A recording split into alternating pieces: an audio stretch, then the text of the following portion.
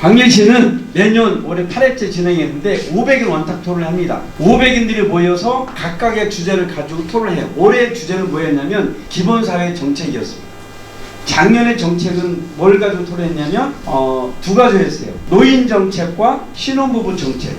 이 두 개를 가지고 토론해서 거기서 나온 정책 내용을 가지고 그대로 정리가 되면 시가 반영을 해서 예산을 세웁니다. 그래서 올해는 해보니까 어제 보고 하다 보니까 17억을 원탁토론에서 나온 의견 17억을 내년에 예산에 반영하기로 했습니다. 근데 첫 해 할 때는 거의 100억을 반영했어요. 첫 해 하다 보니까 너무나 많은 내용이 나왔었죠. 사실은 그게 그렇게 하는 것이 우리 동네의 정책을 바꾸게 되는 겁니다. 그래서 광명시에서 하고 있는 정책의 대부분은 다 시민들이 제안한 겁니다. 혹시 여기서도 이용할지 모르겠는데 광명역에서 목동으로 가는 버스를 새로 하나 만들었거든요. 200번인가 300번이 그런데 그것도 주민들이 의견 낸 겁니다. 그렇게 하나하나 주민들의 의견을 다 내서 반영해서 정책을 결정하는데 이렇게 가는 과정이 진짜 올바른 지방자치를 실행하는 거고 진정한 의미의 주민자치라고 생각합니다. 그래서 우리 시에서는 모든 동의 주민자치를 다 주민자치위원회에서 주민자치회로 전환해 다 진행하고 있어요. 주민자치위원회가 보통 20명 내외로 진행하고 있잖아요. 안양시도 그렇게 하고 있나요?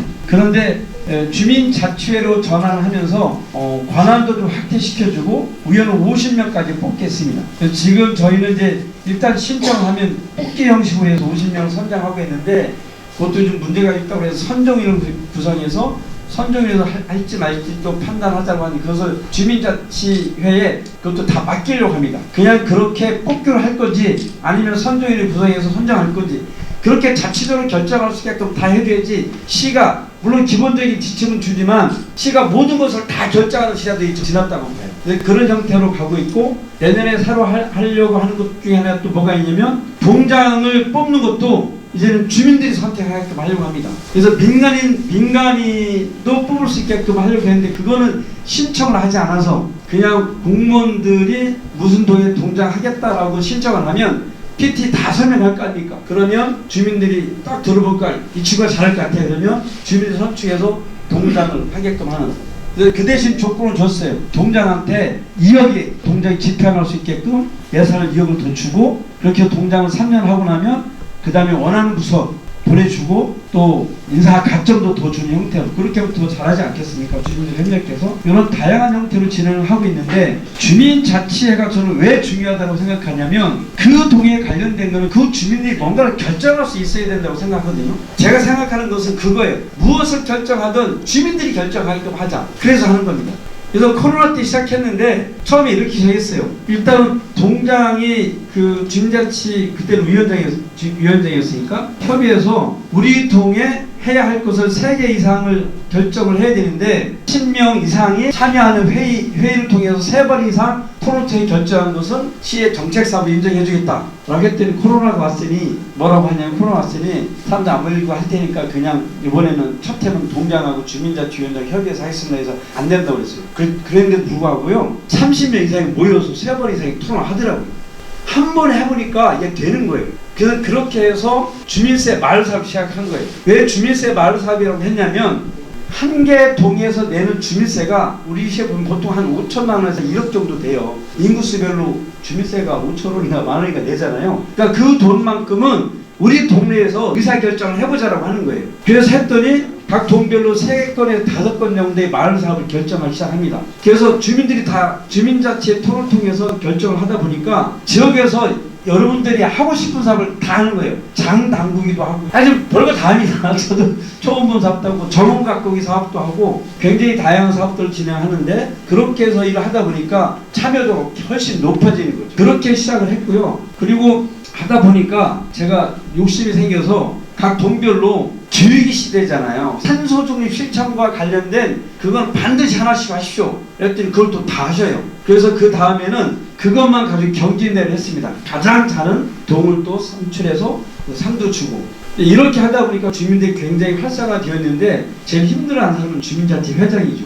얼마나 힘듭니까? 그런데 어쨌든 그런 과정을 통해서 주민들이 서서히 우리 동네 문제를 스스로 해결하고 주체자로 성장해 나가고 있다. 하나만 더 말씀드리면 여기도 시범동 하고 있을 거예요, 주민자치에. 근데 광주시 제가 와서 취재해 보니까 주민자치 시범동이 2개가 선정됐더라고요. 그래서 한 해가 지난 다음에 담당 과장한테 이걸 권역별로 광명이 이제 광명권역, 철산권역, 하안권역, 서학권 돼 있잖아요. 권역별로 하나씩 의자랬더니 담당 과장이 좀 더 잘하는지 못하는지 보고 하겠습니다 그러길래 곰곰이 생각해 보니까 그러면 안 될 것 같아요. 그래서 전 동에 무조건 다 하세요. 그래서 그냥 한꺼번에 전동을 다 실시했어요. 그러다 보니까 그렇게 진행이 되고 있는데 각 동별로 지금 경쟁적으로 진행하고 있어요. 여하튼 무슨 사업을 하든 뭘 하든 주민들이 직접 우리 동네 문제를 내가 참여해서 결정하겠다라고 하는 그 과정을 통해서 우리 동네 문제를 해결하는 주체로 성장할 수 있는 이런 과정들이 굉장히 저는 중요하다고 보고 그런 과정 속에서 어떤 형태들 시가 주민참여를 통해 성장할 수 있는 과정을 가야 된다. 하나만 더 말씀드리면 광주시의 청소년위원회, 여성위원회, 노인위원회, 일자리위원회, 청년위원회가 있어요. 위원들이 다 50명 이상입니다. 아동위원회는 100명이에요. 제가 그렇게 해둔 건 뭐냐면 제가 광명시의원, 도의원 고치를 늘 해보니까 의사결정에 참여하는 사람들이 목소리가 큰 사람이거나 지역에서 좀 나름대로 이렇게 명망가 있는 분들 목소리 큰 사람들 의사결정하는 게 너무 많은 거예요. 그렇게 하면 안 된다. 모든 시민들이 많이 참여해서 집단 지성을 통해서 결정하는 것은 반드시 성공한다는 생각을 가졌거든요. 스페인의 대표적인 경기가 투구사 있잖아요. 거기 황소를 이렇게 무게를 다는데 황소 무게를 다는데 100명이 모여서 저 황소가 몸무게가 몇 킬로 나갈까 이렇게 다 써서 내보라고 했대요. 그런데 그 써서 내본 100명의 평균값과 실제로 저울에 대한 그 황소의 무게가 똑같더라는 겁니다. 실제로. 그만큼 우리의 집단지성 여러 사람들이 모여서 논의하고 합의한 것은 그것이 정답이고 맞겠다라고 하는 거죠. 저는 그렇게 가는 것이 굉장히 중요하다고 판단을 합니다.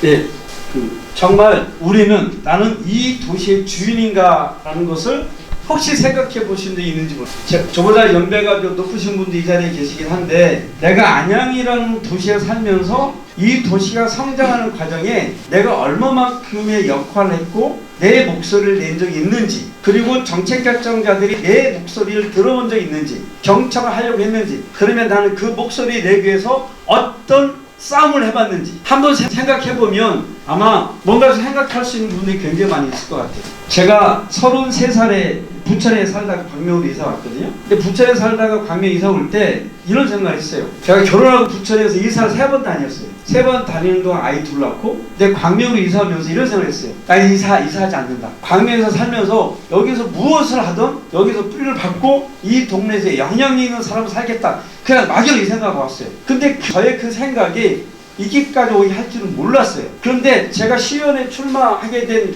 배경이 뭐였냐면 대부분 그렇잖아요. 정치하는 사람들은 당신의 끈이 어디야? 어디에 줄 섰어? 당에서 무슨 역할을 했어? 사업해서 돈 벌어서 이제는 명예를 위해서 권력을 지기 위해서 하냐? 뭐 이렇게 많이 묻잖아요. 저는 한 번도 그런 생각 해본 적이 없어요. 다만 광명에 와서 한 5년간 일을 하다 보니 경실련 또 YMCA 또 여러 교육 관련 단체 활동하면서 평생학습센터라는 걸 만들어서 일을 하면서 지역의 여러 가지 문제를 고민하고 생각하면서 그 당시에 저랑 비슷한 연배의 선후배들하고 많이 얘기했어요. 그리고 그 당시에 시장인 백재현 시장한테 많은 정책 의제를 던지고 이걸 해봅시다 얘기했어요. 그런데 그렇게 했는데 안 돼요. 왜 안 되는가 봤더니 첫 번째는 의회더라고요. 의회가 새로운 사람을 하는 것에 대해서 두려워하고 그리고 공직자들도 또 새로운 걸 하는 걸 두려워하고 그리고 공직자로 설득이 돼요. 왜? 단체장 통해서 일을 진행하니까. 그리고 시민사회의 영역이라고 하는 것은 안양이나 광명이나 마찬가지인데 그 당시에 제 경험에 보면 그 얘기하면 길어질 것 같은데 많은 사람들이 지역에 와서 시민사회 활동을 하면서 지역을 좀 더 건강하게 바꿔보자는 운동을 많이 했었는데 중간에 많이 떠나더라고요. 이렇게 떠나고 저렇게 떠나고. 근데 무슨 생각을 했냐면 이렇게 하다가 잘못하면 나는 정말 고생하다가 말겠구나 이런 얘기 들어서요. 지역사회 진짜 바꾸려는데 내가 의회 가서 이래야 되겠구나 라는 생각을 하면서 이 도시에 가야 할 방향을 하나하나 고민하고 생각하기 시작했는데 제 얘기를 하려고 하는 것이 아니라 적어도 우리 당에서 이런 고민들을 하는 주민자치와 민간협치의 길이라고 고민하는 분들은 이 도시에 내가 진짜 주인으로서 역할을 할 것인가 말 것인가에 대한 고민, 이것을 해주면 우리 동네가 바뀌고 내 삶도 바뀔 수 있고 우리 당도 바뀔 수 있다라는 생각을 합니다. 그 앞에 지나간 거는 이제 요거는 앞에 제가 쭉 얘기했던 부분의 핵심적인데 요것만 말씀드릴게요. 제가 자치분권 평생학습 기후대응 자원순환 사회적 경제 정원도시라고 하는 이 6가지의 시장의 가치를 가지고 여러 가지 사업을 해요. 그런데 사람들은 뭐라고 하냐면 이렇게 얘기해요. 눈에 보이는 것 좀 해라. 그래야 표가 되지 않냐. 근데요, 광명처럼 엄청나게 많은 재개발 준비되는 도시 없습니다. 수도권에. 새로운 일도 굉장히 많이 벌어져요. 근데 그것은 그 일이 모두에게 풍요로운 삶의 가치를 던져주냐? 그렇진 않다는 거예요. 그래서 우리 각자 모두가 이 도시에서 살아갈 때 풍요로운 삶의 가치를 던져주는 사람이 뭐냐고 했을 때는 제가 볼 때는 말씀드린 자치분권. 내가 이 도시의 주인으로서 살아갈 수 있냐? 살아가고 있냐라고 하는 것에 대한 부분이고요. 거기서 주민자치회, 주민세, 오행왕국이 다 나오는 겁니다. 평생학습은 그렇게 하기 위해서 내가 끊임없이 평생학습을 해야 되는데 그렇게 하기 위한 정책을 시간을 펼치는 겁니다. 광명시 50대가 되면 30만 원씩 드려요. 평생학습 책 보고 자격증 따고 할 수 있게끔. 이 학습을 해야지만 그것 통해 새로운 세상을 만날 수 있는 기회를 제공할 수 있으니까. 그리고 그 과정은 우리 다음 세대에 닥칠 기후위기를 막아낼 수 있는 기후대책을 펼 수 있다. 그래서 광명시는 1.5도 기후위병인데 15,000명이 넘었습니다. 이 사람들이 뭐라 하는 사람이냐면 탄소중립 활동을 하면 무슨 용기를 쓴다거나 걷기를 한다거나 쓰레기 분리수거를 하면 그것을 하면 1년에 10만원까지 지역 화폐를 돌려드려요. 탄소 저금통이라고 하는 이 활동. 자원순환은 이제 우리가 업사이클, 자원순환 하는 것들. 사회적 경제는 여기 영학, 마을관리, 사회적 협동조합.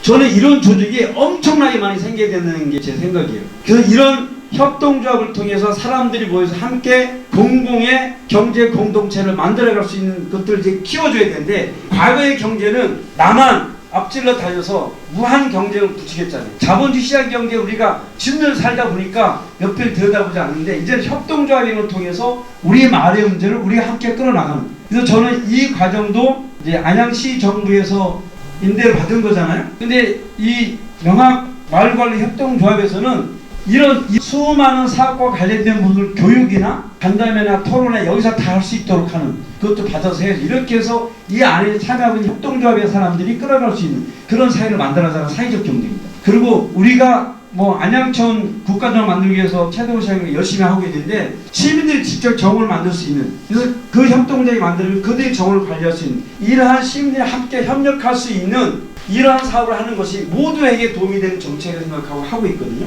이것이 저는 시민자치에 대한 기본적인 어떤 생각을 가지고 함께 민간 협치를 해나가는 사업을 통해서, 그러면 이것이 경제적으로 우리의 부도, 우리의 살림살이도 높여줄 수 있고 중상층으로 갈 수 있는 길을 궁극적으로 만들어줄 거라고 생각합니다. 자, 그래서 이 주권자 시민과 당원 주권을 같이 연결해 놓은 건 뭐냐면, 이제는 당에서 당원 주권 이야기 하잖아요. 과거에 지난번에 원내대표 뽑는 것도 당원들한테 투표권을 줬고 당대표 뽑는 것은 당연한 거지만 당원이 진짜 주인 되는 세상으로 가야 되는데, 그러면 그냥 우리 당에 대한 주권자로서의 그 투표하자만 할 거냐, 시민으로서의 주권자 역할은 안 할 거냐. 그 시민으로서의 주권자 역할을 하려면 앞에서 말씀드린 것처럼 이런 것들을 우리 많은 지역에 대해서 구체적인 사업 내용을 가지고 함께 협력해 나갈 때만이 안양시 정부도 발전하고 대한민국도 발전한다 라고 보는 게 저의 관점이기 때문에 당원 주권도 이 시민 주권과 이제 같이 가야 된다고 저는 생각합니다. 지난번에 정청래 대표가 이런 얘기를 하시더라고요.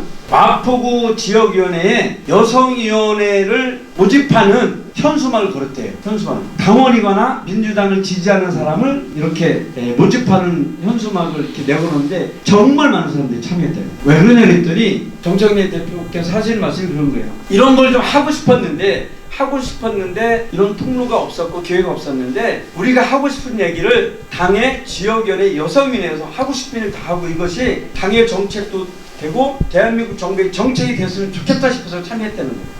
그러니까 뭐냐면 과거의 시민사회에서 했던 역할들을 이제는 지역위원회, 여성위원회에서, 민간협치위원회에서 그런 역할들을 해나가서 시정부도 변화시키고 대한민국도 변화시킬 수 있는 시민주권과 당원주권 시대를 우리가 열어가야 된다 생각하는데, 동의되시면 박수 주시면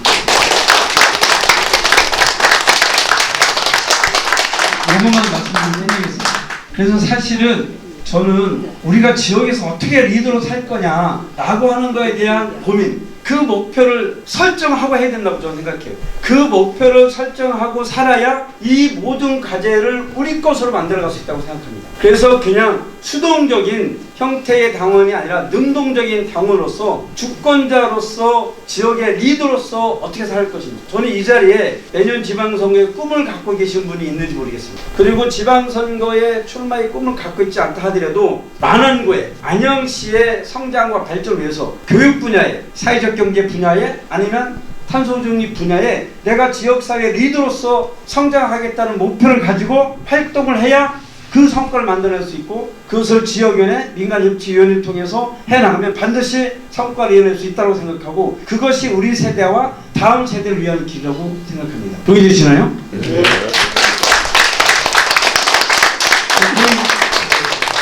그 역할을 함께 해나가도록 조도록 하겠다는 말씀을 드리고요. 오늘 저를 초청해 주셨는데 부족한 저의 얘기, 재미없는 얘기 주셔서 감사합니다. 고맙습니다. 감사합니다.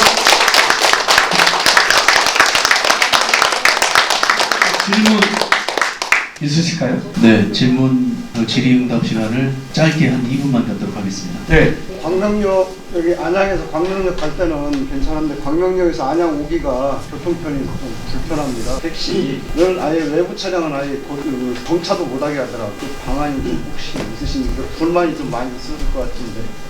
그게 이제 역으로 민원이 다르게 들어와요. 반대 민원이. 그래서 그것 때문에 현장에 계속 사람이 상주해서 체크도 하고 그런 건데, 여튼 이제 뭐 예를 들면 안양으로 택시 구역부터 한다든지 그런 일이 가능한 일인데 참 쉽지 않은 일이잖아요. 그래서 여튼 그 부분에 대한 고민은 제가 해보도록 하고요. 다만 버스를 이용하는 부분은 하나 협의를 좀 하고 있는 게 있습니다. 지난번에 강북구 의원께서 한번 보자에서 국회를 갔는데 거기 그때 시의원님 계셨던 것 같아요. 그래서 이쪽에서 충교를 통해서 광명시로 오는 버스 그거를 좀 신설해달라고. 그래서 광명시가 지금 버스 교통 노선 변경 영역을 하고 있거든요. 12월 달에 하는데 그 내용을 좀 포함해서 그렇게 하는 걸로 했습니다. 그래서 안양하고 협의가 잘 되면 버스 신설하는 것은 가능할 것 같아요. 예, 택시 부분은 제가 택시업 아니 제가 뭐 지방에 이제 공장이 지방에서 KTX 광명역을 자주 이용하는데 그때 엄청 불편하더라고요. 그래서 네. 그 관내 차 택시는 거기를 하게 그럴 수 있다. 가능한지 한번 확인해보겠습니다. 네, 많은 지역의 이은주. 벽달동에 사는 이윤주입니다. 벽달동과 광명은 거의 같은 동네가 비슷하잖아요. 근데 저희는 늘 그게 생각이 나요. KTX를 왜 광명 KTX로 해야 되는 것인지 이름을 서안양 광명 역사라고 하시든가 아니면 광명 서안양이라고 이름을 같이 쓰시면은 서로가 또 같은 여기 이웃 동네에서 유닛이 돼서 더 커지지 않을까 그런 생각을 해봤습니다. 그래서 네. 오늘 꼭 만나뵈러 왔습니다. 영광입니다. 네, 감사합니다.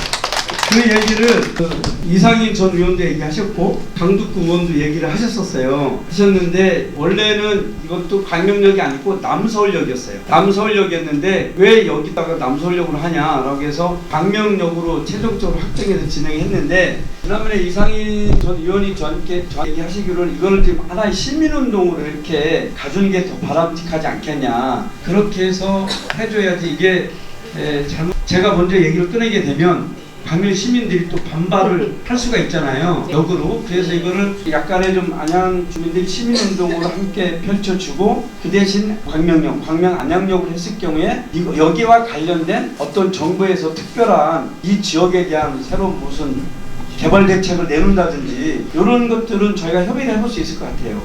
제가 강북구 의원하고 한번 적극적으로 해보도록 하겠습니다. 의원님과 꼭 좀 성립되게 해주십시오. 네, 알겠습니다. 또 문경실 안녕하세요. 다문화 위원장님. 예, 저는 안양시 만화부 다문화 위원장입니다. 석수도서관에서 그런 이주 여성들과 한국어 교실을 10년 동안 강의를 했었는데 저희들이 항상 민원을 넣은 게 그 언덕이 되게 힘들잖아요. 그래서 1번이나 그 버스 오는 거를 좀 돌려서 갔을 때 거기가 이제 돌기도 힘들기는 하지만 마을버스 작은 것은 올라와서 갔으면 좋겠다 그랬는데 항상 안양시에다가 제가 민원을 많이 넣었거든요. 그런데 대답이 거기는 광명시 버스이기 때문에 광명시하고 협업을 해야 됩니다라고 되게 어려운 분이라고 그러더라고요. 요 광명시하고 저희하고 안양시하고 이렇게 인접해서 얽혀 있는 게 참 많더라고요. 그래서 그 부분도 안양시에서 의뢰를 하시면은 네. 많이 고민해 주시기 부탁드립니다. 네, 감사합니다. 네. 부담을 너무 많이 주시는 거 아니 괜찮아요. 그 교통 문제는 지난번에 아까 말씀드린 그 지도과장님이 여성분이시라고요. 오셔서 같이 현안회의를 한 적이 있었기 때문에 그런 거는 같이 협의를 해나가도록 하겠습니다. 워낙 광명하고 이제 안양은 좀 붙어 있고 이쪽 만안구 지역은 그런 분들이 많아서 그 기회를 통해서 지속적으로 협의를 할 수 있도록 할게요. 네, 저희는 질의 없으시죠? 네. 이상으로 마치도록 하고요.